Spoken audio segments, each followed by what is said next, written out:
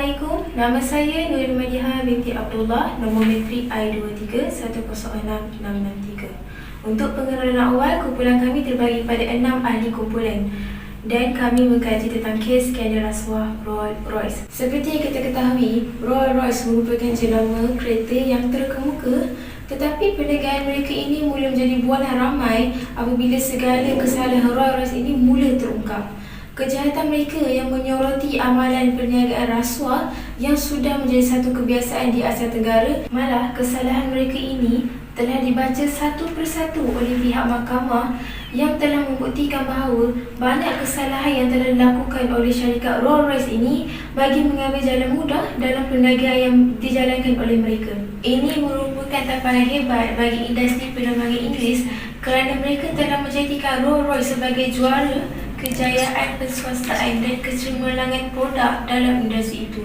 Bukan itu sahaja, banyak lagi syarikat lain yang merasakan pengambilan rasuah ini merupakan satu perkara biasa bagi mereka. Malah keuntungan yang diperolehi daripada aktiviti haram dan rasuah ini telah dianggap berjumlah 250 juta euro ataupun 307 juta dolar, dan itu merupakan satu jumlah yang tinggi, maka ia perlu dibanteras demi kesejahteraan masyarakat. Nama saya Nur Syafiqah Izzati binti Syaful Bahri. Nombor metrik saya I23106788. Korang pernah lihat tak kereta ni? Kereta ini merupakan jenama Rolls-Royce. Siapakah Rolls-Royce? Rolls-Royce merupakan pengeluar kereta mewah dari Britain di Lodge Wood di West Sussex, England. Rolls-Royce merupakan jenama berprestij di dunia. Rolls-Royce juga menghasilkan enjin kapal terbang dan jet seperti Airbus dan jet pasukan ketenteraan negara-negara Eropah. Kereta pembuatan Rolls-Royce ini mengutamakan keselesaan dan kemewahan. Rolls-Royce telah diasaskan oleh dua jurutera yang berasal daripada Inggeris pada tahun 1904 di bandar Manchester. Pada ketika itu, syarikat kenderaan Amerika Syarikat seperti Ford menghasilkan kenderaan komersial untuk orang ramai, tetapi Rolls-Royce mencipta kenderaan untuk orang yang berpendapatan tinggi. Syarikat ini merupakan syarikat yang pertama menghasilkan kenderaan 6 silinder pada tahun 1906 dan dipuji sebagai kenderaan terbaik di dunia.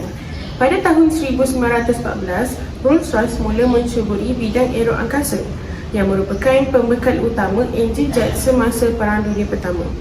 Rolls-Royce menunjukkan peranan yang penting untuk Britain semasa Perang Dunia Kedua kerana kehebatan teknologi enjin buatan syarikat ini telah berjaya menjadikan pasukan tentera udara Britain digeruni oleh pihak lawan. Selepas Perang Dunia tamat, perkembangan aero angkasa mereka lebih ketara berbanding automotif, maka syarikat ini mula menjual enjin jet sebagai komersial. Nama saya Puteri Nur Arisha Arfa binti Ali Junaidi, nombor metrik I23106690. Saya akan teruskan kepada langkah-langkah membanteras kes Rolls-Royce ini. Di sini terdapat 3 langkah-langkah mengatasi rasuah. Yang pertama iaitu kita mestilah mengambil tahu, iaitu dengan mengambil cakna tentang pendidikan amalan rasuah. Contohnya, pihak kerajaan boleh mengadakan kempen kesedaran kepada semua masyarakat. Di sini, masyarakat juga dapat mengetahui dengan lebih lanjut apakah itu rasuah. Yang kedua, apabila berlakunya rasuah di negara kita, pihak berkuasa perlulah memperkuat kuasakan undang-undang kepada penjenayah-penjenayah rasuah. Contohnya, menjatuhkan hukuman berat kepada penjenayah rasuah. Yang ketiga, menaikkan gaji pekerja sehingga tiada hal terdesak dalam mengambil rasuah. Contohnya, pihak majikan memberikan gaji yang setimpal kepada pekerja mengikut prestasinya. Dengan cara ini, pekerja tersebut tidak terjebak dengan pengambilan rasuah.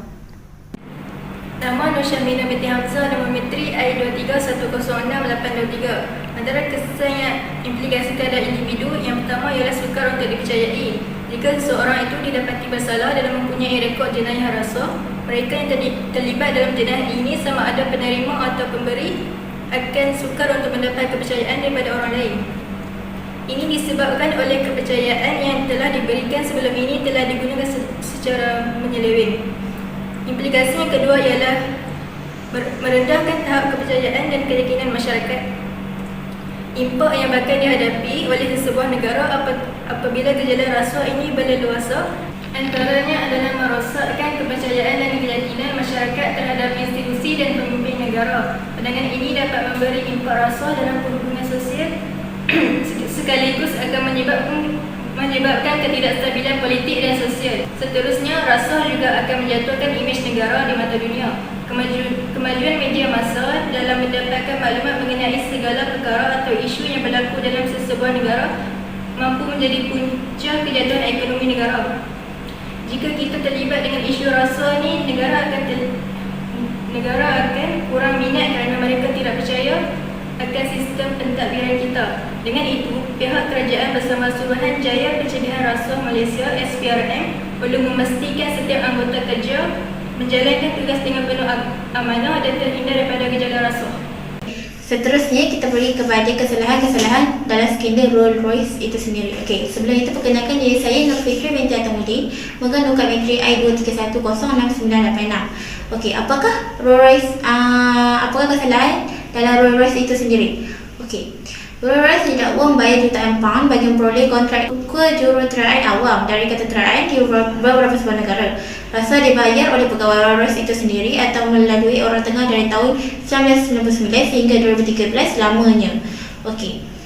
Setelah itu, pada Januari 2017 pula, melalui Proceeding Deferred Possession Agreement iaitu dikenali sebagai DPA, Rolls-Royce bersetuju membayar penalti sebanyak €671 bagi mengelakkan pendakwaan oleh pihak berkuasa United Kingdom, Amerika Syarikat dan Brazil itu sendiri. Walaupun Rolls-Royce telah dikenakan penalti oleh negara-negara ini, perkara itu tidak menghalang individu yang terlibat didakwa memasuki mahkamah dalam perbincangan tersebut. Okey, namun diteruskan lagi pada kes pada November 2018. 3 bekas pegawai Rolls-Royce itu sendiri dan seorang pekerja syarikat perunding yang bertindak sebagai pihak Rolls-Royce itu sendiri mengaku telah bersalah atas dakwaan rasuah. Turut didakwa adalah orang tengah yang dilantik oleh Rolls-Royce itu sendiri.